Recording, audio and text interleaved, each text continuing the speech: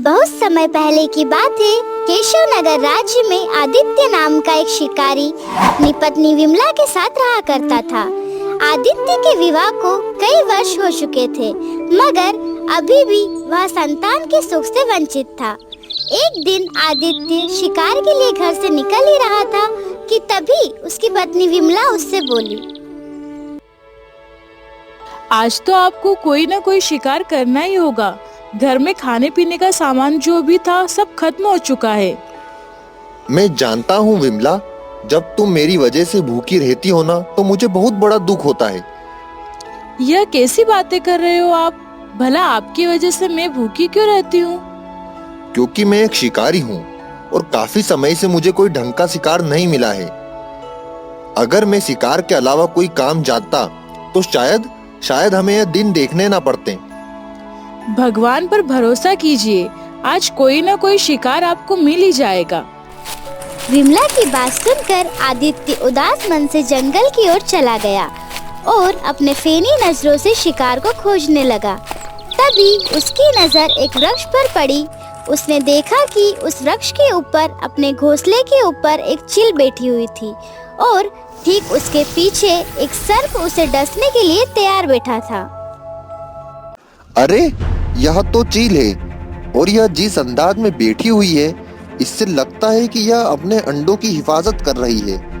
आहा, यह सांप एकदम घात लगा के इसके ऊपर पड़ रहा है। अगर सांप ने इसे डस लिया तो यह तो बेचारी बेमौत मारी जाएगी।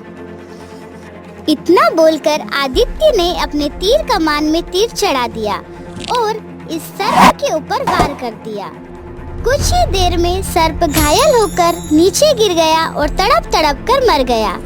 अचानक वह चील आदित्य की ओर देखकर इंसानी आवाज में बोली, तुमने मेरी जान बचाई है, इसलिए मैं तुमसे बहुत प्रसन्न हूँ। बोलो, मैं इसके बदले में तुम्हारी क्या मदद कर सकती हूँ? चील की जुबान में इंसानी आवाज सुनकर आदित्य पूरी तरह से डरता हुआ बोला, तुम तो एक चील हो, फिर भी इंसानी आवाज में कैसे बात कर रही हो?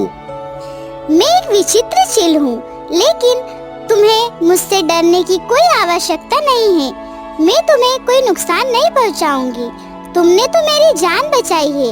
बोलो, मैं तुम्हारी क्या मदद कर सकती हूँ? मैं मदद करने की कीमत नहीं लेता। तुम तो बहुत ही अच्छे इंसान मालूम पड़ते हो, फिर तुम शिकारी क्यों बने? क्योंकि मुझे शिकार करने के अलावा और कोई काम आता ही नहीं। और वैसे भी अच्छे इंसानों की भगवान परीक्षा अधिक लेते हैं। शादी के कई वर्षों के बाद भी मेरी कोई संतान नहीं हुई। अगर मेरी कोई संतान होती तो मुझे शिकार करने की जरूरत नहीं पड़ती। मैं एक मायावी चील हूँ, मेरी बात ध्यान से सुनो। तुम मेरे घोंसले पर जो 2 अंडे देख रहे हो, यह कोई मामूली अंडे नहीं, बल्कि विचित्र जादुई अंडे हैं। तुम इन दोनों अंडों को अपने घर ले जाओ। एक अंडे से एक गरीब पुत्र जन्म लेगा जो सच्चाई का देवता होगा, और दूसरे अंडे से एक राजकुमार जन्म लेगा जो वीरों का वीर, बड़ा बलवान होगा। आदित्य उन दोनों अंडों को अपने घर पर लेकर आ गया और सारी घटना अपनी पत्नी को बताते हुए बोला, अरे विमला, मैं क्या बताऊं? मुझे तो मेरी आंखों पर विश्वास ही नहीं हो रहा कि जो घटना मैंने अपनी आंखों से देखी है वह सत्य है। हाँ, तुम्हारे हाथ में यह 2 अंडे बता रहे हैं कि तुमने जो कुछ भी देखा है वह सब सत्य है। अब और देर ना करे, जल्दी से इन अंडों को उठाकर रख दो। आदित्य ने जैसे वह अंडे रखे, अचानक अंडों का आकार बड़ा होने लगा और दोनों अंडे फूट गए। अंडों के फूटते ही 2 शिशुओं की किलकारी आदित्य और विमला के कानों में गूंजने लगी। इसका मतलब वह मायावी चील सही बोल रही थी। यह दोनों अंडे तो वाकई चमत्कारी निकले। इतना बोलकर विमला ने अंडों से दोनों बच्चों को उठा लिया और आदित्य से बोली, यह दोनों बच्चे तो बहुत ही सुंदर हैं। हाँ विमला, यह दोनों बहुत ही प्यारे बच्चे हैं। अले ले, देखो तो सही कितने प्यारे। और हाँ, आज से यह हमारे ही पुत्र हैं। इनके जन्म से पहले ही इनकी भविष्यवाणी कर दी गई है, इसलिए मैं इनका नामकरण अभी से करती हूँ। इनमें से एक राजकुमार होगा, मैं उसका नाम अशोक रखती हूँ, और दूसरा गरीब होगा लेकिन मन का धनी होगा, मैं उसका नाम बलराम रखती हूँ। विमला की बात सुनकर आदित्य मुस्कुराने लगा। समय इसी तरह बीतता रहा और विमला अपने दोनों पुत्रों के मोह में इस कदर डूब गई थी कि वह यह भी भूल गई थी कि उसके दोनों पुत्र उसकी कोख से नहीं बल्कि अंडों से जन्मे हैं। ऐसे ही 20 वर्ष बीत गए। अशोक और बलराम 20 वर्ष के हो चुके थे। वो दोनों भाई अब आदित्य के साथ खेतों में उसका हाथ बटाते थे। एक दिन वो दोनों अपने पिता के साथ खेत में बैठे हुए थे कि तभी एक व्यक्ति दौड़ता हुआ वहां आकर आदित्य से बोला, अरे आदित्य, आदित्य, अरे तुमने कुछ सुना क्या?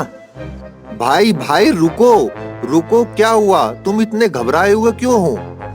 अरे सारे केशव नगर में भय का माहौल छाया हुआ है भाई। अरे जब से तंत्रिका ने महाराज विक्रम की पुत्री का अपहरण करने की धमकी दी है ना, अरे क्या बताऊं, अरे पूरे राज्य में सैनिक तैनात कर दिए हैं। अरे यार, राजा विक्रम भी ना, इसको तंत्रिका जादू करने से बिल्कुल नहीं उलझना चाहिए था। उसके बारे में तो सभी जानते हैं कि वह काली विद्या की रानी है।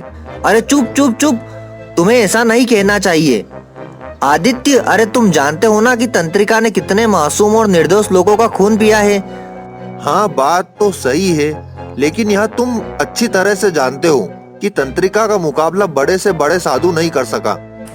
तभी बलराम क्रोधित होते हुए अपने पिता आदित्य से बोला, पिताजी, मुझे आज्ञा दीजिए, मैं उस तंत्रिका का सर्वनाश कर दूंगा। जब भी मैं किसी पर अत्याचार होते हुए देखता हूँ ना, तो मेरा खून खोल उठता है। और फिर तंत्रिका तो एक बहुत ही बड़ी अत्याचारी है। अरे देखो भाई, सीधी सी बात है, तंत्रिका का अंत तो मैं भी कर सकता हूँ, परंतु अगर महाराज स्वयं चलकर मेरे पास आए और मुझसे मदद मांगे तो, अरे भाई तभी तो मैं उनकी सहायता करूँगा ना, मुझे कोई सपना थोड़ी आएगा। बलराम और अशोक की बातें सुनकर वो व्यक्ति मुस्कुराते हुए,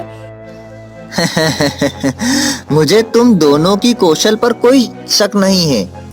व्यक्ति की बात सुनकर दोनों भाई मुस्कुराने लगे।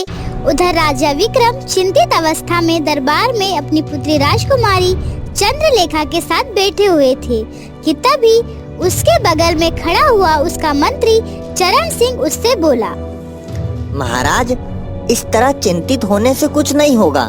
यह सब छोड़िए और जल्दी से जल्दी कोई उपाय सोचिए जिससे तंत्रिका को गिरफ्तार किया जा सके। मंत्री जी, तुम्हारे कहने पर ही हमने तंत्रिका को इस राज्य से बाहर खदेड़ दिया था। हमने सोचा था कि वह डर जाएगी, मगर ऐसा बिल्कुल नहीं हुआ। अरे उसने तो हमारी आंख के सामने हमारी पुत्री का अपहरण करने की धमकी दे दी। महाराज, लगता है हमने तंत्रिका को राज्य से बाहर निकालने में जल्दबाजी कर दी। हमें सबसे पहले उसके मंसूबों के बारे में जानना चाहिए था कि आखिर वह ऐसी कौन सी काली विद्या की प्रक्रिया कर रही थी कि जिसके लिए उसने इतने निर्दोष और मासूमों की बलि दे दी थी। ठीक है, तुम बिल्कुल सही कहते हो मंत्री जी।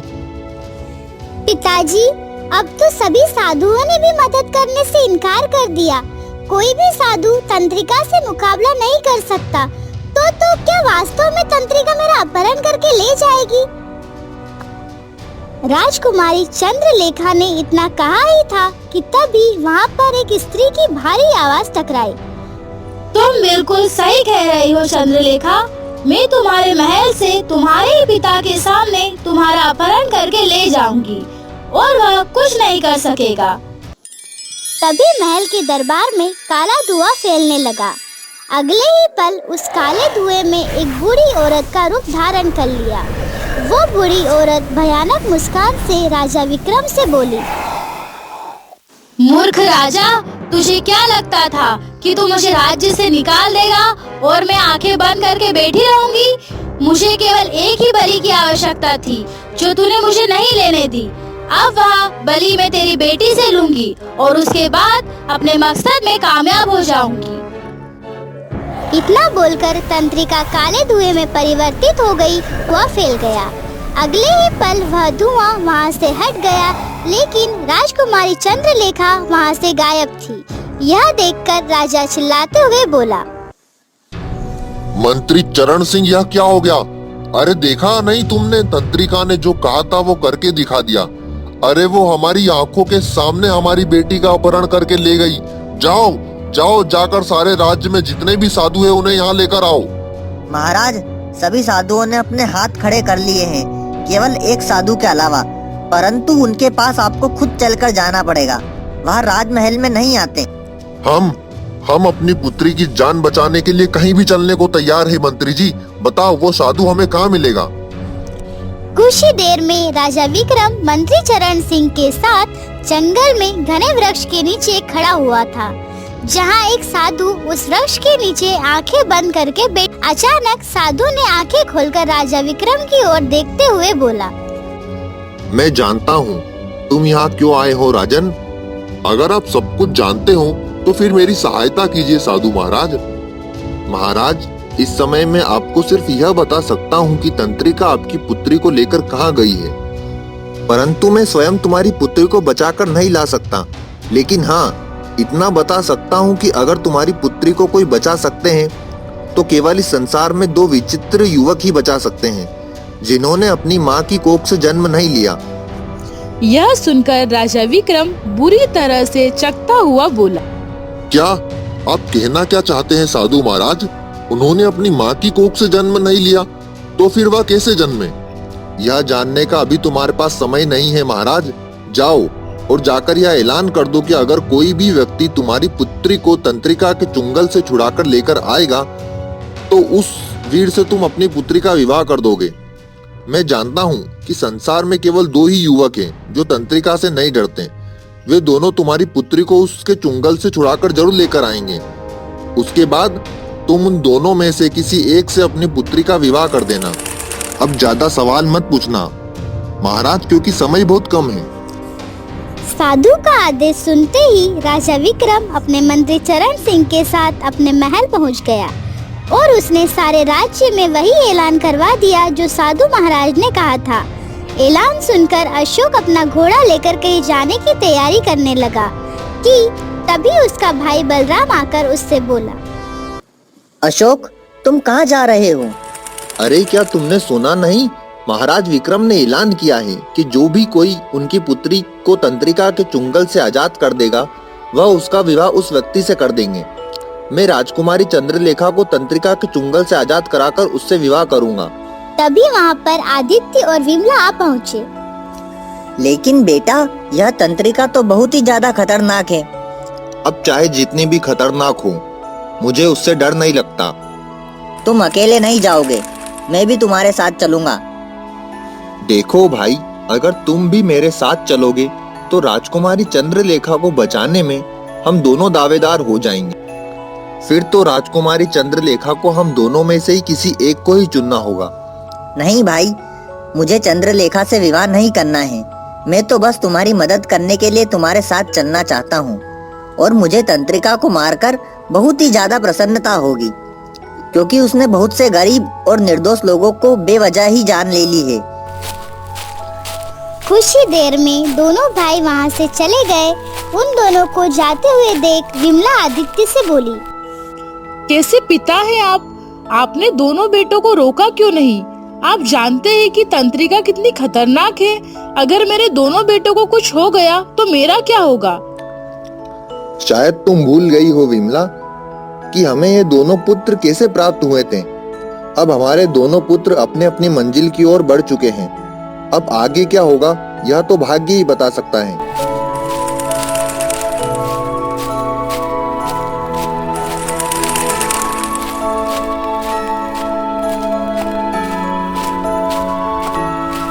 अशोक, हम दोनों यहाँ पर आ तो गए हैं, पर हमें ये नहीं पता कि तंत्रिका हमें कहाँ मिलेगी। हाँ, तुमने सही कहा, और कोई भी साधु डर की वजह से हमें बताने को तैयार नहीं है। तभी वहाँ पर एक चील उड़ती हुई आ गई और उन दोनों की ओर देखकर बोली, मैं जानती हूँ कि वह तंत्रिका तुम्हें कहाँ मिलेगी। चील के मुंह से इंसानी भाषा सुनकर वो दोनों भाई आश्चर्यचकित रह गए। तुम भला मनुष्य की आवाज में कैसे बात कर सकती हो? मैं कोई साधारण चील नहीं, बल्कि एक विचित्र चील हूँ। कैसी विचित्र चील? हम दोनों कुछ समझे नहीं। समझने और समझाने का समय अभी नहीं है। मैं केवल तुम दोनों को यह बताना चाहती हूँ कि तुम दोनों साधारण नहीं हो। अगर इस संसार में तंत्रिका का मुकाबला कोई कर सकता है तो वह केवल तुम दोनों हो। तुम दोनों एक साथ मिलकर ही तंत्रिका को मार सकते हो। और वह कैसे? जब तुम तंत्रिका के काले महल के अंदर पहुँचोगे तब तुम्हें तंत्रिका की कोई भी बात नहीं सुननी है। तुम दोनों में से एक उसकी चोटी पकड़ लेना और दूसरा उसकी चोटी में आग लगा देना। जैसे ही उसकी चोटी में आग लगेगी उसकी मृत्यु हो जाएगी, क्योंकि उसकी जान उसकी चोटी में है। उसके बाद राजकुमारी चंद्रलेखा को लेकर तुरंत महल में चले जाना। अब तुम दोनों अपनी आंखें बंद कर लो। जब तुम अपनी आंखें खोलोगे तो स्वयं को तंत्रिका के महल में पाओगे। उन दोनों भाइयों ने अपनी आंखें बंद कर ली। कुछ क्षणों बाद जब उन्होंने अपनी आंखें खोली तो उन्होंने खुद को एक विचित्र महल के अंदर पाया। वहाँ पर एक भयानक बूढ़ी स्त्री खड़ी थी जो उन्हें घूर रही थी और ठीक उसके बगल में डरी सहमी राजकुमारी चंद्रलेखा खड़ी हुई थी। वह बूढ़ी स्त्री कोई और नहीं बल्कि तंत्रिका थी। वह गुस्से से उनकी ओर देखकर बोली, तुम दोनों कौन हो और यहाँ कैसे आ गए? जहाँ तक मैं जानती हूँ किसी इंसान में इतनी ताकत नहीं है कि वह मेरे महल के अंदर घुस सके। तंत्रिका की बात का उन दोनों भाइयों ने कोई जवाब नहीं दिया और अशोक तुरंत जाकर तंत्रिका की चोटी पकड़ ली। ऐसे करते ही तंत्रिका खुद को लाचार महसूस करने लगी। नहीं हो सकता, यह नामुमकिन है। इस तरह की शक्ति पृथ्वी लोक के वासियों में नहीं होती। ऐसी शक्ति तो केवल पाताल लोक के वासियों में होती है। इसका मतलब मेरे बरसों पहले पाताल लोक की रानी को जीवित छोड़ने की गलती कर दी जब मैंने उसे एक चील में परिवर्तित कर दिया था। तंत्रिका ने इतना कहा ही था कि तभी बलराम ने उसकी चोटी में आग लगा दी। कुछ ही देर में तंत्रिका जलकर राख हो गई। उसके राख होते ही अशोक ने राजकुमारी चंद्रलेखा की ओर देखकर कहा, डरने की कोई बात नहीं है राजकुमारी, अब तुम सुरक्षित हो। राजकुमारी चलो, जल्दी चलिए, हमें आपको तुरंत आपके महल में ले जाना है। चलिए। कुछ घंटों के बाद अशोक, बलराम और राजकुमारी चंद्रलेखा राजा विक्रम के महल में खड़े हुए थे। राजा विक्रम अपनी पुत्री की ओर देखकर चौंक पड़े। महाराज, मैं आपकी पुत्री को तंत्रिका के चुंगल से आजाद करा के ले आया हूँ और तंत्रिका को भी मैंने समाप्त कर दिया। यह सुनकर राजा विक्रम पूरी तरह से चौंक पड़ा और अपने आप से बोला, क्या? लेकिन साधु महाराज ने तो कहा था कि मेरी पुत्री को तंत्रिका के चुंगल से केवल वही छुड़ा सकता है जिसने अपनी माँ की कोख से जन्म नहीं लिया हो। इसका मतलब यह दोनों भाई वही हैं। इतना बोलकर राजा विक्रम अशोक और बलराम की ओर देखकर बोला, मैं तुम दोनों के माता पिता से मिलना चाहता हूँ। मैं तुम्हारे माता पिता को सम्मान से अपने महल में बुलाना चाहता हूँ। कुछ ही देर में आदित्य और विमला महल के दरबार में खड़े हुए थे। राजा विक्रम आदित्य की ओर देखकर बोला, मुझे साधु महाराज ने बताया था कि मेरी पुत्रिका को तंत्रिका के चुंगल से केवल वही दो युवक छुड़ा सकते हैं जिन्होंने अपनी माँ की कोख से जन्म नहीं लिया हो। तुम्हारे दोनों पुत्र न केवल मेरी पुत्री को तंत्रिका के चुंगल से छुड़ाकर लाए, बल्कि उन्होंने तंत्रिका को भी समाप्त कर दिया। वाह, जिसे बड़े बड़े साधु भी समाप्त नहीं कर पाए। चलो अब बताओ, आखिरकार इसका रहस्य क्या है? राजा विक्रम ने इतना कहा ही था कि तभी वही चील उड़ती हुई महल में पहुंच गई और रंग बिरंगी किरणों के साथ एक सुंदर स्त्री में परिवर्तित हो गई। यह देखकर राजा विक्रम आश्चर्य में पड़ गया।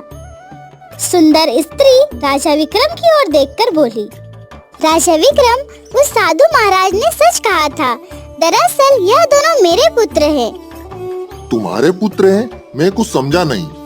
वर्षों पहले तंत्रिका ने पाताल लोक पर शासन करने के लिए निर्दोष लोगों की बलि राक्षसों को भेंट चढ़ा दी थी।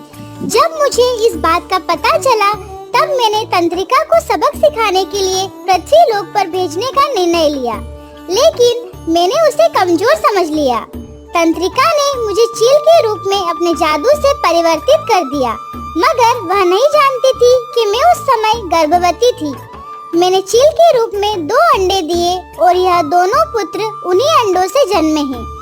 अपने काले जादू की शक्ति के बल पर तंत्रिका इतनी ताकतवर हो गई थी कि वह पृथ्वी का कोई भी मनुष्य उसे समाप्त नहीं कर सकता था।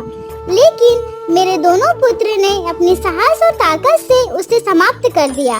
तभी वहाँ पर वही साधु जो वृक्ष के नीचे बैठा था रंग बिरंगी किरणों के साथ प्रकट होकर राजा विक्रम से बोला, महाराज, यह स्त्री सही कह रही है। जब यह चील के रूप में थी, यह मदद के लिए मेरे पास आई थी और मैंने इसे इंसानों की आवाज में बोलने की शक्ति दी थी। साथ ही मैंने इसे बताया था कि इसके अंडों में से 2 पुत्र जन्म लेंगे और वही 2 पुत्र आगे चलकर तंत्रिका को समाप्त करेंगे। उसके लिए तुम्हें अपने पुत्रों को किसी ऐसे मनुष्य को सौंपना होगा जिनके दिल में दया की भावना हो। पाताल लोक की रानी ने यही किया। इतना बोलकर वह साधु वहाँ से गायब हो गया। पाताल लोक की रानी अपने दोनों बेटों की ओर देखकर बोली, समय आ गया है बेटा, पाताल लोक लौटने का। तुम तो पाताल लोक के राजकुमार हो, इसीलिए मैं तुम्हें ले जाना चाहती हूँ। नहीं, मेरे माता पिता इस पृथ्वी लोक में रहते हैं और मैं भी यहीं रहूंगा। मैं कहीं नहीं जाऊंगा। आपने भले ही मुझे जन्म दिया हो माँ, लेकिन मेरी परवरिश पृथ्वी लोक में रहने वाले इंसानों ने की है, इसलिए मैं भी कहीं नहीं जाऊंगा। पाताल लोक की रानी मुस्कुराती हुई वहाँ से गायब हो गई। उसके गायब होते ही राजा विक्रम मुस्कुराते हुए दोनों भाइयों से बोला, तुम दोनों ने मेरी बेटी की जान बचाई है। बताओ, तुम दोनों में से कौन मेरी बेटी के साथ विवाह करना चाहता है? मैं आपकी पुत्री के साथ विवाह करना चाहता हूँ महाराज। और महाराज, मैं तो अपने माता पिता के साथ रहकर ही अपना जीवन। बलराम की बात सुनकर राजा विक्रम मुस्कुराने लगा। कुछ ही दिनों में राजा विक्रम ने अपनी पुत्री चंद्रलेखा का विवाह अशोक के साथ कर दिया और बलराम अपने माता पिता की जान से सेवा में जुट गया।